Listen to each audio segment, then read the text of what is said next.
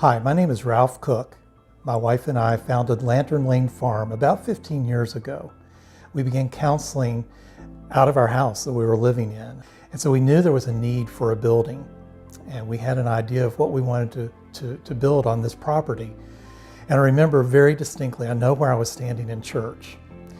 And God spoke to us and said, the name of the building will be Elijah's Place. And I left the church that day with enthusiasm and excitement about what God was going to do. There would be a place where we would be able to house multiple therapists and have a place to do our equine therapy during inclement weather.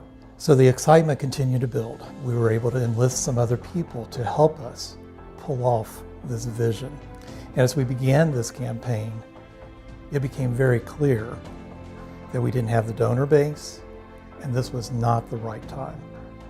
And when I had a board member say to me very clearly, we can't do this right now.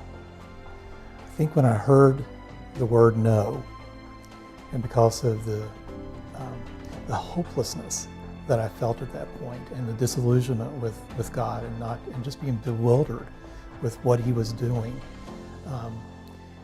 we just plunged deeper into our work. So Joni and I think, still held on to the vision, and maybe we were the only two who held on to the vision.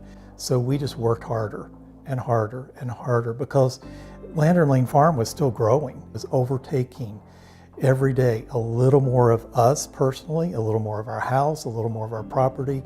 It was becoming all-consuming. And this thought of having a place where we could spill out had brought us hope. But now there was no hope. So during this really chaotic time, we were introduced to a man by the name of Troy Waugh, and Troy put us in contact with the group MDI. We didn't know what MDI was, but Troy said, I want to introduce you. I want them to come meet you. And I will never forget that day. That was another one of those defining moments when the four team members came, and they sat in the living room. They asked us to tell our story.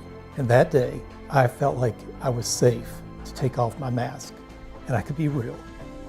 I could be honest, because I really believe that these people they cared about us. They weren't there just to offer solution, but first and foremost, they were there to let us know that they cared.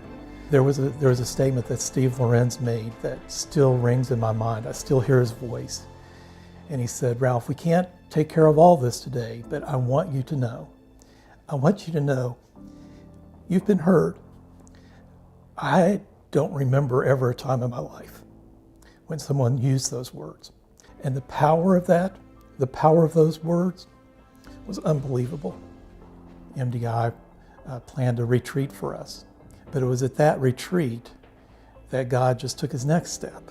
And we knew that He was very present in guiding these people to give us suggestions and offer us strategies and help us have conversations that were so incredibly beneficial at this juncture for Lantern Lane Farm. A couple of things happened. As we put that down on paper, God began to work with the Cooks, and we found a facility, and it was the perfect size. The second thing that happened is they were able to have a very successful fundraising dinner. But I think the most important thing, they began to regain the faith that they had in the Lord. And it was all of that that just brought them the milestones that they were able to achieve. I think they've helped us in just building our confidence and knowing that what we're doing here in Mount Juliet, Tennessee is the right thing. It's what we're called to do. Because of MDI's influence, we've seen Lantern Lane Farm grow from a time where there was 2 or 3 on staff to now where we have just under 20 people on staff. We've seen the number of clients go from 100 a month to well over 600 or 700 a month. And all those things took place as a result of the strategic planning that took place behind the scenes with our MDI team. I'm really pretty confident that Lantern Lane Farm would not be in existence today had it not been for MDI.